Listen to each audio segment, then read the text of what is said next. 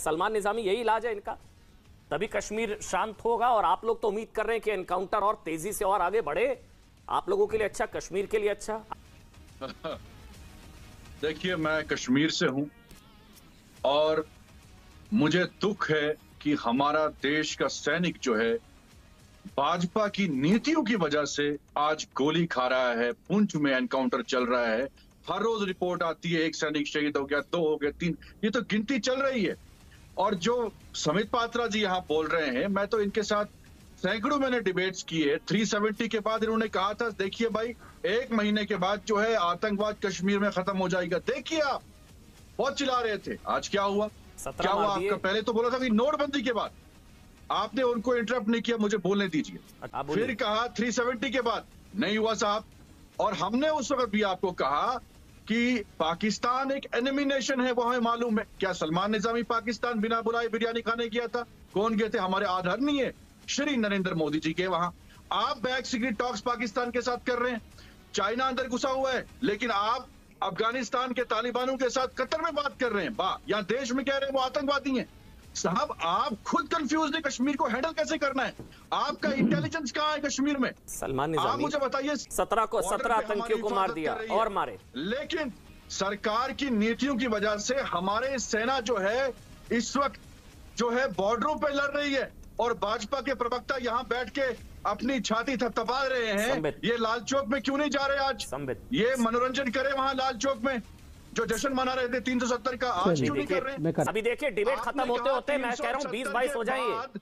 ये तो सलमान भाई ये दुआ करिए, सलमान भाई ये दुआ करिए, सलमान निजामी ये देश नहीं झुकने देंगे, खत्म होते होते ये 17 के 70 हो जाएं।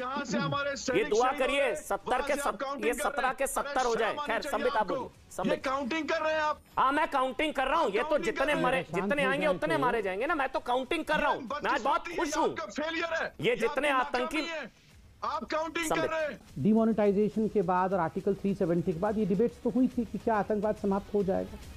हमने कहा था, मैंने व्यक्तिगत रूप से कहा था कम तो जरूर होगा, और आंकड़े आप देखेंगे तो कम तो हुआ है मगर समाप्त नहीं हुआ। अभी हमें टॉन्ट कसा गया, हमें चिढ़ाया जा रहा है। हो गया क्या? डिमोनेटाइजेशन कर दिया। अमन भाई, मैं अमन भाई जरा मैं अकेले बोल सकता हूँ क्या? बहुत महत्वपूर्ण विषय पे बोल रहा हूँ, मैं चिल्लाना नहीं चाहता हूँ अमन भाई। ये लोग बदतमीजी करेंगे, बुलवा लीजिए फिर मैं बोलूंगा। मैं आपका सम्मान ये और बोलने उसके बाद में बात करूंगा। आप डॉक्टर हैं, एक जिम्मेदार व्यक्ति है। या तो आप बोल लीजिए, फिर आप कंप्लीट कर ले, फिर वो बोल लेंगे ना। से बात करूंगा, मेरे को आगे भी जाना है। हाँ जी, हमने 12 मार दिए। हालात आपने क्या बना दिए? आज आप T20 मैच बना दिया आपने कश्मीर को। ठीक है, अब आप संबित आप बोलिए। आपने बोलिए सलमान, अब बीच में मत बोलिएगा। सलमान निजामी, संबित पात्रा आप बोलिए, ठीक है? बोलिए आप संबित, अब वो भी नहीं बोलेंगे बीच में। देखिए अमन भाई, आप इस साइकी को समझिए। इन्होंने कहा डिमोनेटाइजेशन कर दिया, ये चिढ़ाते हुए कहा डिमोनेटाइजेशन कर दिया, क्या आतंकवाद समाप्त हो गया? फिर उन्होंने कहा आर्टिकल 370 आपने हटा दिया, महिलाओं को अधिकार दे दिया, दलितों को अधिकार दे दिया, स्कूल आपने खुलवा दिए, आपने सड़क बनवा दिए, बिजली दे दिया, विकास कर दिया, क्या उससे आतंकवाद समाप्त हो गया? ये खुद मान रहे हैं कि आतंकवाद की जो साइकी है वो विकास से नहीं जुड़ी हुई है।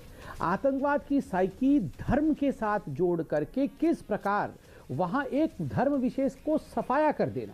संबित मैं आपके पास आ रहा हूं, लेकिन गुलाम नबी आजाद कल कर रहा और आज गुलाम नबी आजाद, ये सलमान भाई मैं आपके लिए सुना रहा हूं, कांग्रेस पार्टी के नेता क्या कह रहे हैं हम लोग को लेकर, किस तरह से जस्टिफाई करने की कोशिश हो रही है कि 370 हटा दिए इसलिए सब हो रहा है, ये अंदरूनी लड़ाई है, किस तरह से जस्टिफिकेशन है, सुन लीजिए एक बार Ghulam Nabi Azad. When abrogation of Article 372 took place and when the state was divided into two, instead of having 144 or curfew, more than 16,000 people were hauled up and put in jail.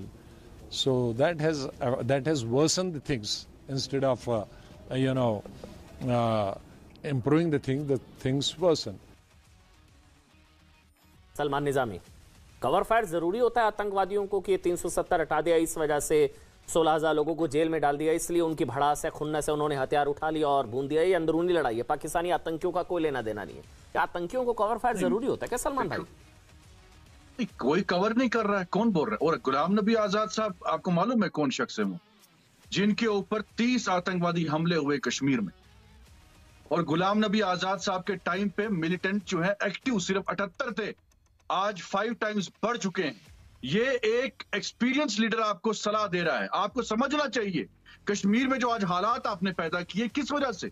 अगर 7 किलिंग्स हुई है, आपने 2000 कश्मीरी युवाओं को arrest कर दिया, ये आपका फेलियर है। पाकिस्तानी आतंकियों ने कुछ नहीं किया, पाकिस्तान ने नहीं किया, सब हमने किया। ये सब चुनावों के चक्कर में हो रहा है। सलमान निजामी पाकिस्तान बिना बुलाए बिरयानी खाने गया था क्या? सलमान निजामी जो है 370 की वजह से हो रहा है, पाकिस्तान से बैक सीक्रेट टॉक्स कर रहा है।